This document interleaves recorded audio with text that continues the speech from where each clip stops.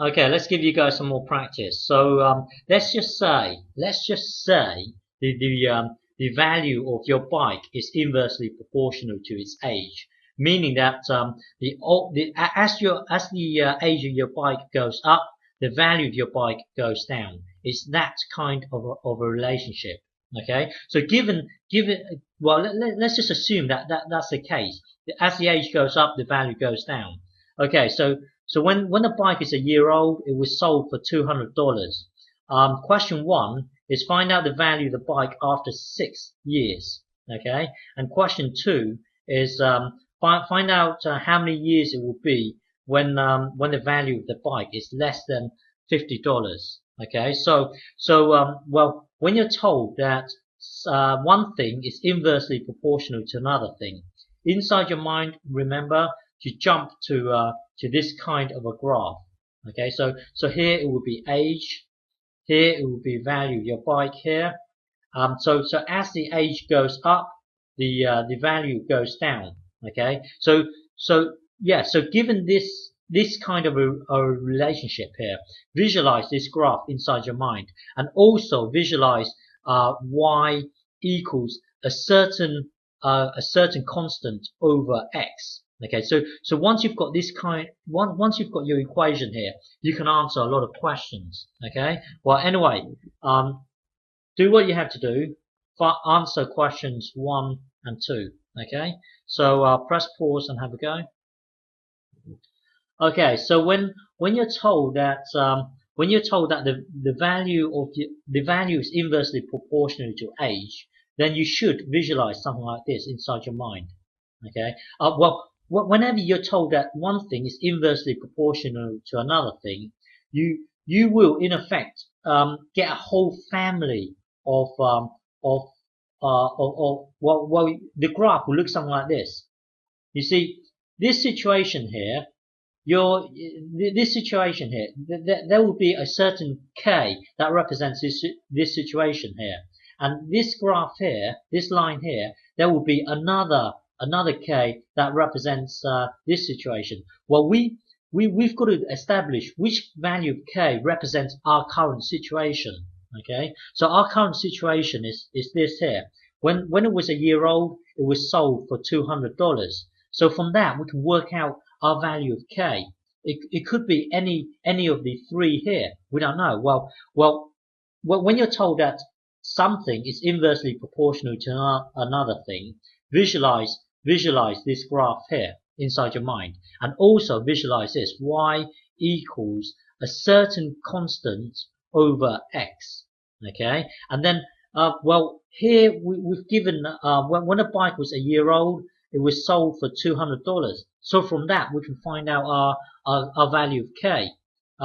So here, so here, when it was a year old, that means, well, in our situation here, it would be value here, which is y, a certain constant over age.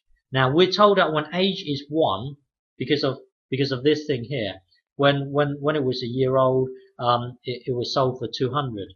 So the value was, well, when it was a year old, so you put 1 into the age, and the value 200, so it would be this.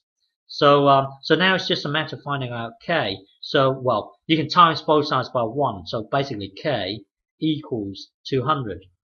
Okay. So if you look at this here, let's say this is age here, and let's say 1 here. You see, let's just say this middle one is our situation here. So this is 200 here. So you see, when you're told that value is inversely proportional to age, you can have a whole family of these lines here, and it's only when you're given 1 point on this line can you determine your k. You see, if suppose you're talking about a really expensive bike here, then the value of k will be a different one. Let's say this one here. So it won't. You see, the value of k determines your current your situation. For our situation, the value of k here is 200. Okay, that to 200 here. If you're talking about a really expensive bike here, the value of that K would be something else. Maybe 5,000 here, assuming that the bike costs 5,000 after a year. Well, anyway, the point is that the reason why you have so many Ks is because when you're told that one thing is inversely proportional to another thing, it could represent lots of different situations, and it's only when you get given a certain condition, in this case it's 200 here, then you can establish your value, the value of your K, and then from that we know that this graph here represents our current situation. So from that we can find out lots of different we can answer lots of different questions. So let me clear this up. So here, first to answer this first question here, find out y equals k over x, and then from earlier k. So here value your bike here equals 200 over age. Okay, so this is our formula here. It's just like you finding out this equation here, k over x. Okay, and then you've got to find out this k here. Well, anyway, we've got our equation here. So if you want to know if you want to know the value of the bike after 6 years, then you put the 6 into the age here. Okay, so to answer question 1, it will be the value here equals 200, and remember we are putting the 6 into the age here, so 200 over 6. Okay, so here jump to your calculator. Where is it? Calculator. So if you want to know the value, then just do 200 divided by 6 equals 33.33. So the value of the bike will be 33.33 dollars after 6 years. Okay. Now, if you want to know how many years will it be when the value of the bike is less than $50? Well, let's just say how long will it be how old will the bike be when the value is at 50 years?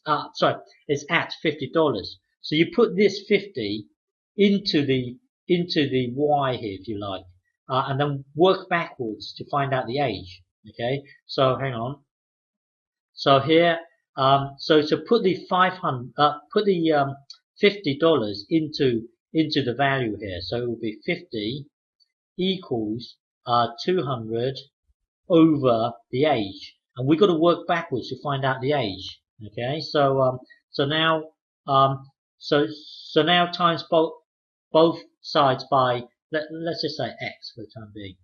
Okay, so let's times both sides by x, so that will be 50x equals 200, and then divide both sides by 50, so x equals 200 over 50.